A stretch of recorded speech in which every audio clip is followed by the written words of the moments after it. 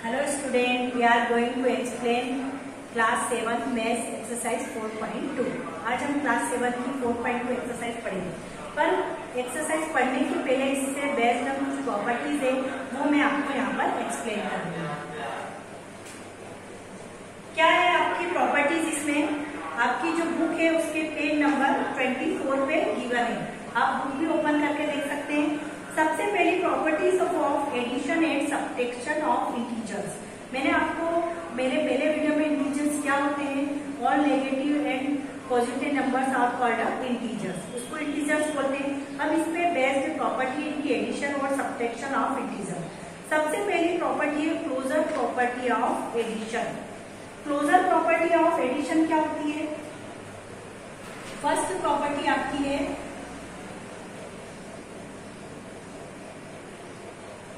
Closure property. ये property में addition और सब्ट्रैक्शन दोनों के लिए आपको बता रही हूँ।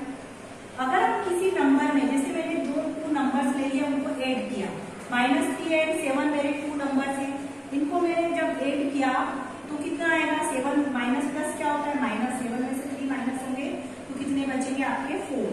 कितना आया? 4। तो जो नंबर्स में ऐड करने पे जो नंबर्स आया वो भी क्या आ रहा? मेरा इंटीजर्स क्या है। तो इट मीन्स अगर मैं किसी भी 2 नंबर्स, जो 2 इंटीजर्स नंबर्स को मैं ऐड कर रही हूँ तो वो भी इंटीजर ही आ रहा है। तो इसका मतलब क्या हुआ कि ये क्लोजर प्रॉपर्टी है। कौन सी प्रॉपर्टी है? क्लोजर प्रॉपर्टी है, क्योंकि किसी भी 2 इंटीजर्स नंबर को ऐड करने पर नंबर्स भी क्या आ रहा है? इंटीजर्स आ रहा है। तो ये जो क्लोजर प्रॉपर्टी किसके लिए मैंने बताई है आपको? एडिशन के लिए। किसके लिए? Closure under addition. मतलब ये जो प्रॉपर्टी है क्लोजर अंडर एडिशन है कि करेक्ट है कि इंटीजर को प्लस करने पे भी क्या आता है? इंटीजर आता है। तो क्लोजर अंडर एडिशन। और इसी प्रकार इसी को हम एडिशन और सब्ट्रैक्शन में दोनों के लिए आपको एक्सप्लेन कर रही हूँ। ये मैंने किसके लिए बताया आपको? एडिशन के लिए। अब किसके लिए मैं बता रही हूँ? क्लोजर प्रॉपर्टी सब्ट्रैक्शन के लिए। अब सब्ट्रैक्शन के लिए क्लोजर प्रॉपर्टी में क्या होता है कि अब मैंने किसी भी 2 नंबर्स को मैं सब्ट्रैक्ट कर रही हूँ। सपोज मैंने ले लिया 7 - 2, तो ये जो नंबर्स आया कितना आया? 5 आया। ये कैसा नंबर है? Whole number. कैसा नंबर है? होल नंबर है। अब मैंने अगर लिख दिया 2 - 7 में से 2 माइनस किया तो -5 आ जाएगा। तो -5 होल नंबर नहीं, इंटीजर तो है बट ये होल नंबर्स नहीं है। तो the whole numbers are not closed under subtraction. Okay, now let's us consider integer are closed under construction. तो integers are closed under addition and subtraction. तो मैंने क्या बताया? -5 होल नंबर्स तो नहीं है बट ये इंटीजर्स तो है। जितने भी नेगेटिव और पॉजिटिव नंबर्स क्या होते हैं? इंटीजर्स होते हैं। तो अगर मैं किसी भी 2 नंबर्स का सब्ट्रैक्शन कर रही हूँ तो वो क्या आएगा? 5 आया, इंटीजर्स है। 2 - 7 करा तो -5 आया, ये भी क्या है? इंटीजर्स है। तो क्लोजर प्रॉपर्टी एडिशन के लिए भी है और क्लोजर प्रॉपर्टी किसके लिए भी है? सब्ट्रैक्शन के लिए भी है, क्योंकि वो किसी भी 2 नंबर्स का सब्ट्रैक्शन करने पर, 2 नंबर्स का इंटीजर्स का सब्ट्रैक्शन करने पर भी इंटीजर आता है और एडिशन करने पे भी इंटीजर आता है। तो closure integer are close under addition and subtraction. आप ये बोल सकते हैं जो इंटीजर्स हैं वो close under addition and under subtraction. मतलब वो क्लोजर प्रॉपर्टी इंटीजर्स में लग जाएगी, सब्ट्रैक्शन के लिए भी लगेगी और एडिशन के लिए भी लगेगी। इज दैट क्लियर कि किसी भी 2 नंबर्स का अगर हम सब्ट्रैक्ट कर रहे हैं तो भी इंटीजर आएगा और एडिशन कर रहे हैं तो भी इंटीजर आएगा। तो आप बोल सकते हैं integer are close under addition and subtraction. तो यह तो हमने कौन सी प्रॉपर्टी पढ़ी? आपकी क्लोजर प्रॉपर्टी। आप इसमें लिख सकते हैं integer are closed under addition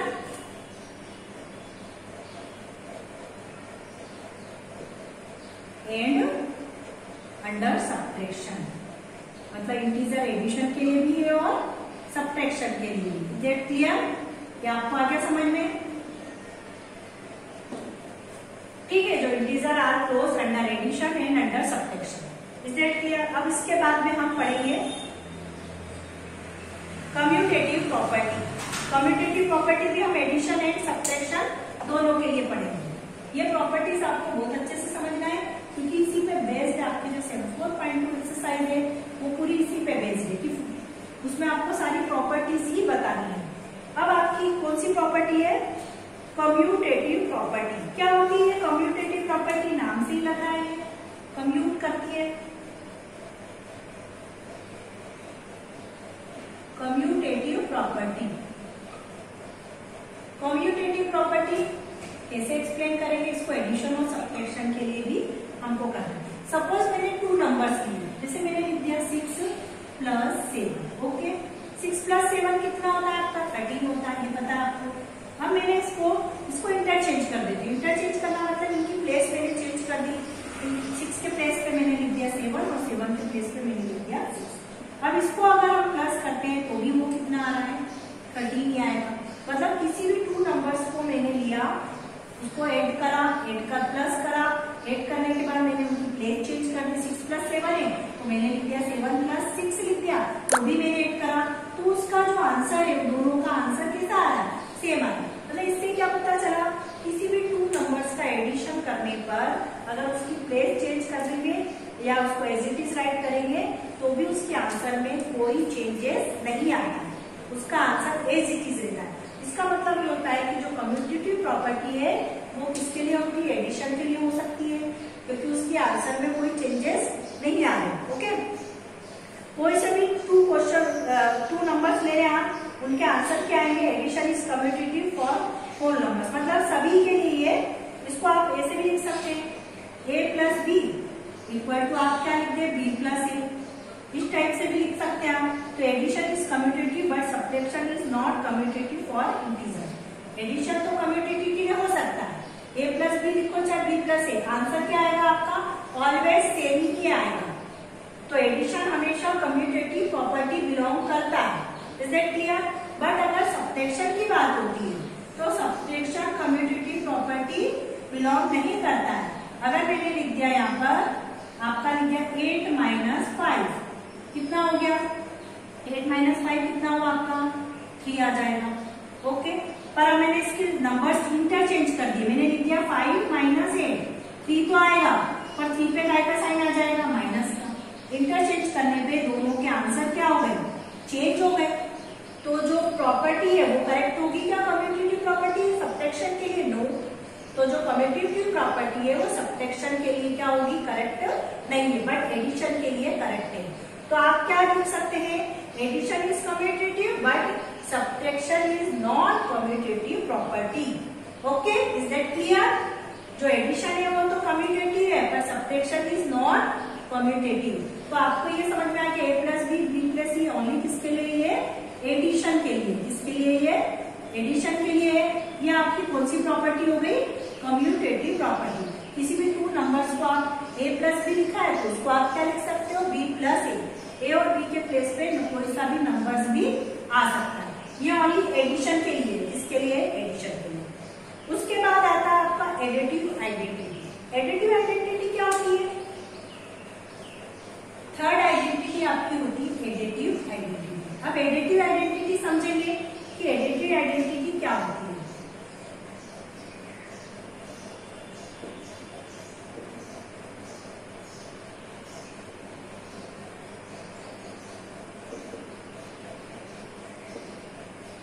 additive identity suppose मैंने लिया आपका 7+, इसमें मैंने 0 प्लस कर दिया। आपको ये मालूम है कि 0 एक ऐसा नंबर है जिसको मैं किसी भी नंबर पे अगर प्लस करूं तो वो नंबर जो भी मैंने नंबर राइट किया वो एज इट इज राइट होगा। मतलब 0 को प्लस करने पे उस नंबर में कोई चेंजेस नहीं आते। 7 + 0 का आंसर क्या आएगा? 7। मैंने 100 + 0 कर दिया तो भी आंसर क्या आएगा? 100 आएगा। मैंने 108 प्लस कर दिया 0 तो तब भी आंसर क्या आएगा? 108। मतलब 0 एक ऐसा नंबर है जिसको किसी भी नंबर में प्लस करने पे वो number as it is right होगा। 0 से उस नंबर में कोई चेंज नहीं हो रहा है। तो 0 एक कौन सी आइडेंटिटी हो गई? एडिटिव आइडेंटिटी हो गई। क्यों हो गई? क्योंकि उसको किसी भी नंबर में ऐड कर रहे हैं, वो एज इट इज नंबर आ रहा है। ऐसी सब्ट्रैक्शन के लिए भी है, ऐसा नहीं कि एडिशन के लिए। अगर मैं सब्ट्रैक्शन कर रहे हैं, सपोज मैं सब्ट्रैक्ट कर रही हूँ, मैंने लिख दिया 7 - 0 तब भी आंसर क्या आएगा? 7। मैंने लिख दिया 100 - 0 तब भी आंसर क्या आएगा? 100। मैंने लिख दिया 100 - 0 तब भी आंसर क्या आएगा? 108। हो क्या? क्योंकि 0 में अगर किसी नंबर को हम सब्ट्रैक्ट कर रहे हैं तभी वही की वही नंबर आता है। तो 0 एडिटिव आइडेंटिटी। कौन सी आइडेंटिटी हो जाएगी इसको? Additive identity. क्योंकि जीरो से किसी भी नंबर में एडिशन करो चाहे सब्ट्रैक्शन करो, कोई भी चेंजेस नहीं आता है। ओके, तो आप क्या बोल सकते हैं? Zero is the additive identity for integers और negative and positive numbers. Okay,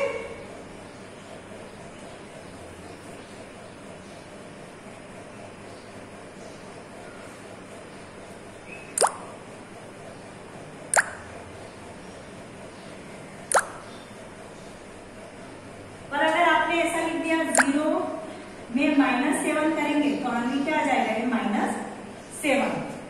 ये कंडीशन भी आप देख सकते हैं कि 0 -7 करेंगे तो -7 आएगा ना। आपकी प्रॉपर्टी क्या होगी? -7 था तो -7 ही आया, +7 नहीं आया। ओके, तो आपको जीरो को क्या बोलेंगे आप?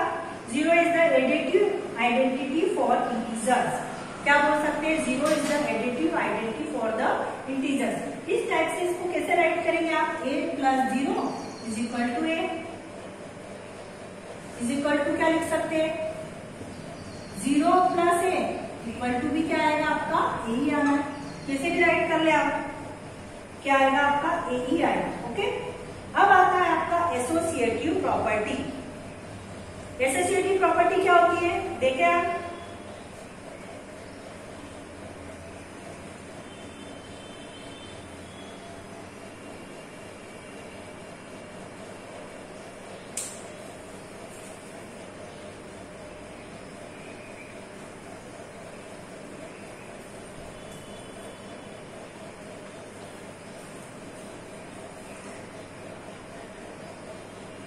Associative property.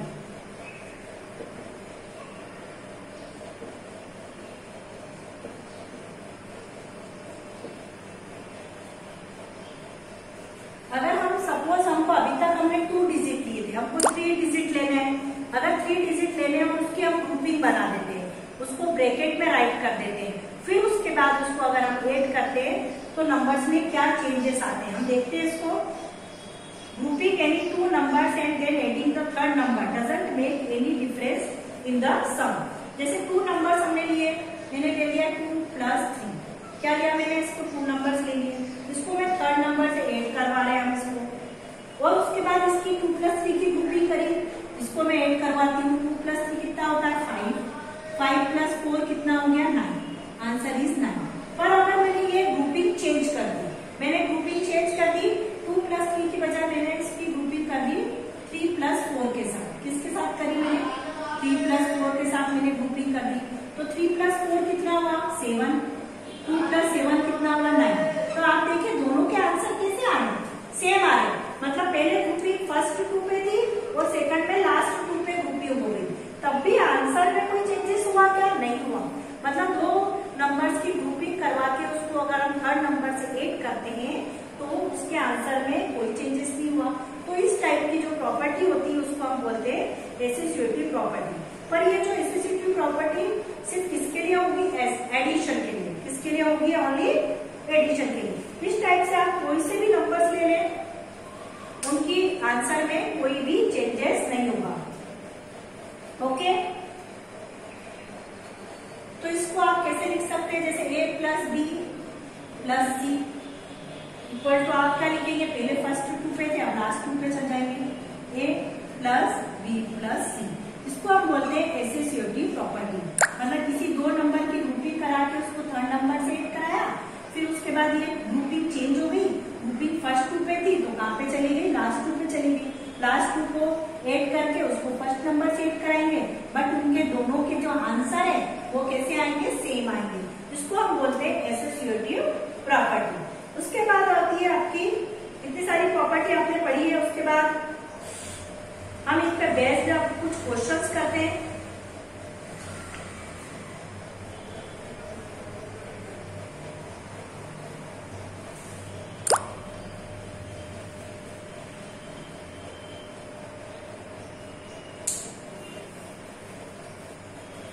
तो हमने कौन कौन सी प्रॉपर्टी पढ़ी, पहले से हम उसको रिवाइज कर लेते हैं। सबसे पहले हमने कौन सी प्रॉपर्टी पढ़ी? आपकी क्लोजर प्रॉपर्टी पढ़ी। Closure property closure to addition and closure to subtraction.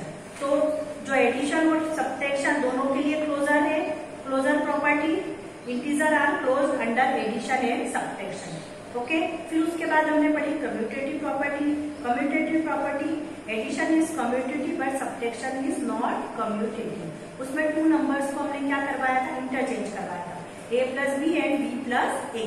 उसके बाद हमने पढ़ी additive identity. Zero is the additive identity for integer. Zero कैसी आइडेंटिटी है, एडिटिव आइडेंटिटी है इंटीजर्स के लिए। ओके, फिर उसके बाद हमने पढ़ी एसोसिएटिव प्रॉपर्टी। एसोसिएटिव प्रॉपर्टी में हमने टू नंबर्स की ग्रुपिंग कराई, इसको थर्ड नंबर से ऐड करा, फिर इसकी ग्रुपिंग चेंज कर दी, तो फिर उसके रिजल्ट में कोई डिफरेंस नहीं आया। तो जो एसोसिएटिव प्रॉपर्टी है किसके लिए करवाई हमने, एडिशन के लिए। इसके बाद हम नेक्स्ट प्रॉपर्टी पढ़ेंगे, ओके, मेरे नेक्स्ट वीडियो में। Okay, thanks.